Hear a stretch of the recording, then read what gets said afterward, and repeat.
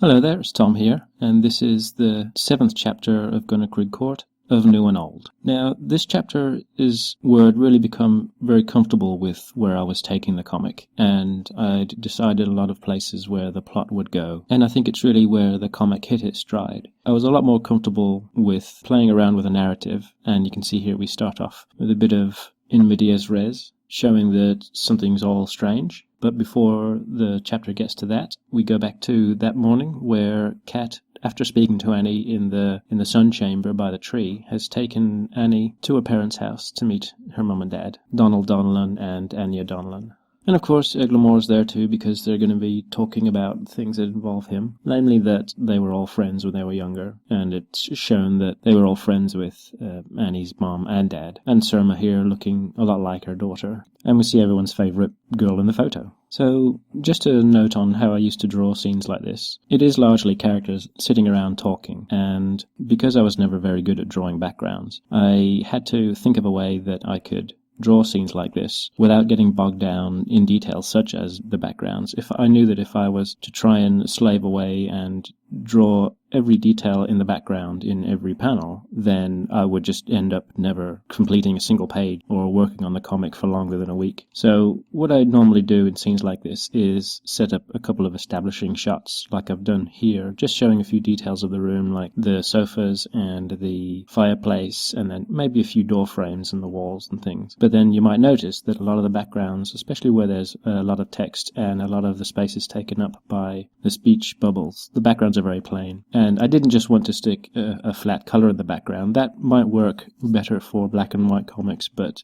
in color comics it really stands out when there is little detail in the background. So you might notice a pattern, especially in some of the earlier chapters, where if I do have a plain background, or even in some of the more detailed ones, I will do a swipe across the background to indicate a shadow and just adjust the color slightly. Now, these shadows were never meant to be indicative of any sort of light source, and I would choose their position based on what I thought looked best compositionally. I felt that background details were less important than what was going on in the foreground, so as long as there was some basic shape and colour in the background, then the page would feel complete and the conversation and action would be conveyed. I guess there were times where I did fall back on this as a crutch, but I definitely tried to move away from that as the comic developed, especially later when I would get more time to work on each page. But it was all part of me trying to find a very utilitarian art style that I could use to just finish the comic and work on it page by page. Because what I hoped, even back when I'd started it, it was that I would improve, because clearly I was not the best artist and I still have a long way to go. But I hoped that just working on the pages, I would hopefully improve as I went along. So while they might not have been the most attractive panels and backgrounds, it was definitely something that helped me stay focused on the comic and just push forward. And when there are scenes with a bit more interesting things in the background, I would take the time to draw the background a bit more detailed. And this page was one of the moments to show that Renard is kind of a jerk, and I had him say an inappropriate comment because the plot called for him to be quiet during the scene when Robot had come back across the bridge, and we see that Kat notices something has come across the bridge, and we're heading back to the scene that started the chapter with.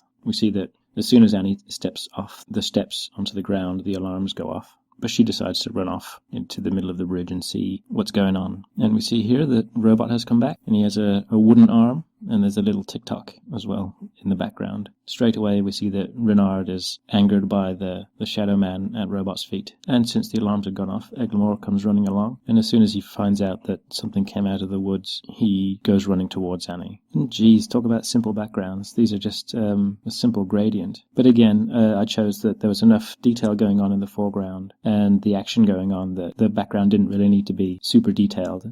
And to be honest, I'm not too keen on comics that strive to put every single detail in every panel as if it was a photo or a still from a movie. I find that a lot of the times, unless you're really good at it, the panels and pages become too cluttered and almost tiring to read, tiring for the eyes anyway. Anyway, that's my excuse. Now, I'll always remember this page, and this panel in particular. I remember quite distinctly when I was drawing it that I felt that I just loved working on the comic, and it was a point where I felt I really need to see this through to the very end. I'm not quite sure what it was about this panel, Even though I had a full-time job at the time and not very much time to work on the comic, I felt that this was really something that I wanted to keep doing. I think back at the time I was working on this, the comic was only updating 2 pages a week, because I was still trying to get used to the schedule of making the pages. But I was, at this point, definitely sure that it was something that I felt happy about. And we see Robot, who's had his wings torn off, get skewered by the strange glowy sword, the shadow dies, and Annie falls off the bridge.